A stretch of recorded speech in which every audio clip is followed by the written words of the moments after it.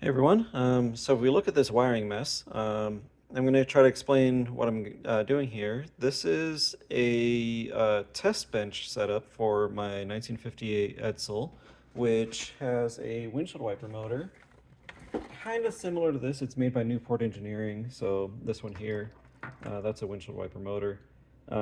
And essentially it has five wires coming out of it, no, four wires coming out of it. One is battery. The other is it's grounded on the chassis, so it has no ground wire.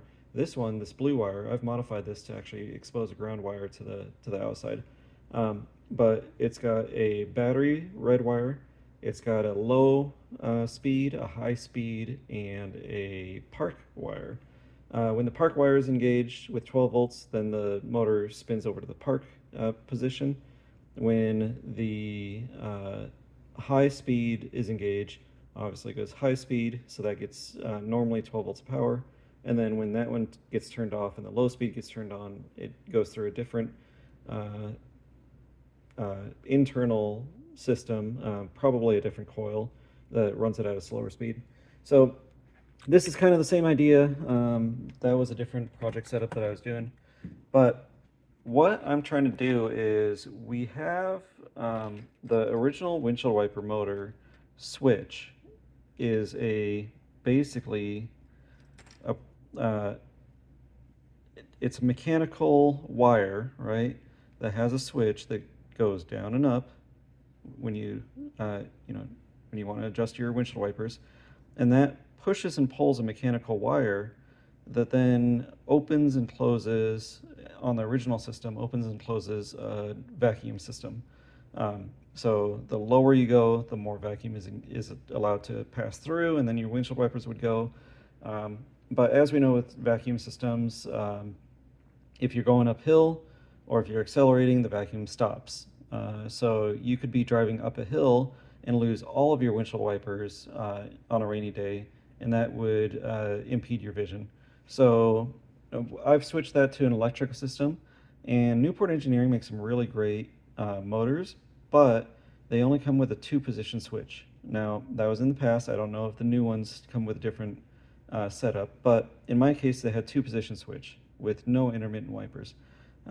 So you could see that there's a downgrade from this, what I'm going to call a continuously variable vacuum setup, to the Newport Engineering style, which has just the two positions, low and high. So I realized that I could put a different voltage or a PWM signal into the high-speed motor and adjust it so that it's a lower speed. So I could do away with the low speed setting and only provide power to the high speed setting, but make it variable using a variable resistor, potentiometer, and some sort of motor controller. So this here is I believe it's a 30 amp motor controller, if I'm not mistaken. Comes with its own housing, so that's really great. I can screw that into the car when I get to that point. And it comes with a potentiometer, which is here. That's the old one. It's a 100 kilo ohm potentiometer. So they actually say in the instructions that you can take this out. That's a B100K. So they actually say in the instructions that you can take this out and change it or mount it on the side or whatever you want, which is great because they are allowing us to modify this without affecting the warranty. Now this is probably a Chinese component. No, I'm sorry. This one is not Chinese. This one is, I got it on Amazon. Here's instructions for it. It's made by the Vancouver Sun Store. So take a look on Amazon. Really great to see. There's the ASIN number. So that's if you need brushless controllers. All right, so this company actually provides instructions and some help and guidance if you mess something up. So really great, really helpful. And I don't see a way to open this, so it must just be one page. They list some numbers there, but I don't see any. Oh, it says icon 4, 5, 6. So it's telling you what each of those things do. Great. Perfect. So these are transistors with heat sinks on them. These are capacitors. They kind of level out the power. Pretty simple. This is a switch to switch it on. So it's in on position right now, off, and I think they called it park, I want to say. They actually don't show it on here. Where is that switch? Oh, it's over there. Yeah, they don't show it on here. So anyways, that's not in the instructions. I think it was a, oh, here it is.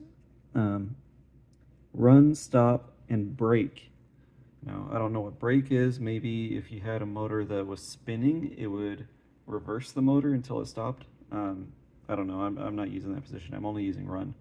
And here's a fuse. So if this goes out, it's perfectly protected. So let me explain what we have here. So this is my potentiometer set up with the 3 wires. So this is our low and high, so high and low, whatever, vice versa. And this is our wiper position. So if I adjust this, then this signals to the motor controller to create a faster PWM signal, essentially giving the motor some more runtime. Here we have 2 brush DC motors. One of these is going to be running on this potentiometer. The other one, now this is kind of where it gets tricky. So I was going to set this up with a bunch of relays or a couple of relays. I tried to do one relay and figure out if I could do essentially what the switch is doing, but with relay. I could not figure this out for the life of me. So I'm putting that idea to bed, and I'm trying something else. So here's a, I want to call it a single pole double throw switch. Essentially it has the 3 positions, or yeah, off one side and the other side.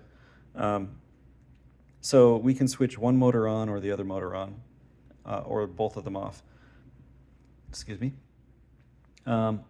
That's different than this switch, which is only an on-off toggle switch.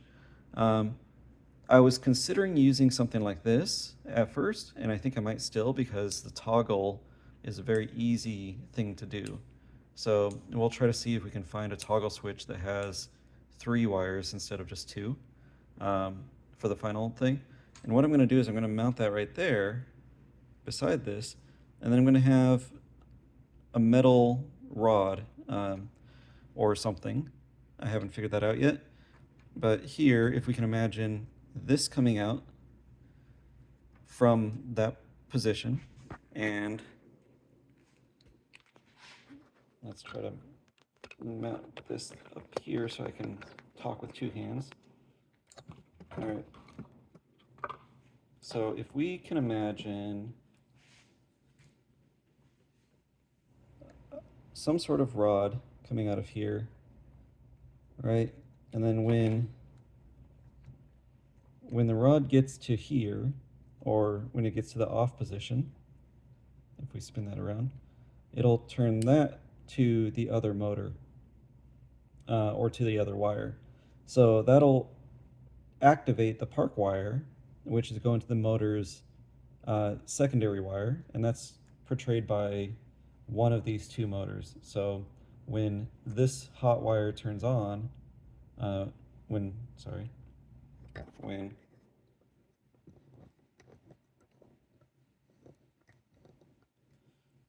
one of these red wires turns on, that becomes 12 volts, and that indicates that it's activating the park relay, or the park side of the motor. When the other motor's on and this one's off, that's indicating that it's activating the high side of the motor, or the fast side of the motor. So yeah, let's turn this on. So I'm going to use this toggle switch. Essentially, this toggle switch is going to act as this. So when this again moves back, it would activate one of the park relay, or the park wire, into the on position, and the other motor into the off position. So let's go ahead and switch this on. So you can see this motor is running at a slow speed, And if I adjust this, it goes faster. And that's 12 volts. It's pulling 0.265 amps. All right. So now you'll notice that as I turn this all the way down to low, this is still spinning. So the one thing that I don't know about the Newport Engineering motor is if the park relay is on and if we're still getting 0.06 amps, well, at least that's what this motor's pulling, the motor still has electricity going to the high side. So my concern is that that will not deactivate the motor. That it'll still be in the high position rather than the park position. And I've seen that where I could supply both the park position 12 volts and the high side voltage, and it still moves. So I'm gonna have to test this, and if I could test that and get it to work where this is in the low position and then it just switches that on, then that means that this will be getting 12 volts, or the park position will get 12 volts, and this one will get a very low voltage.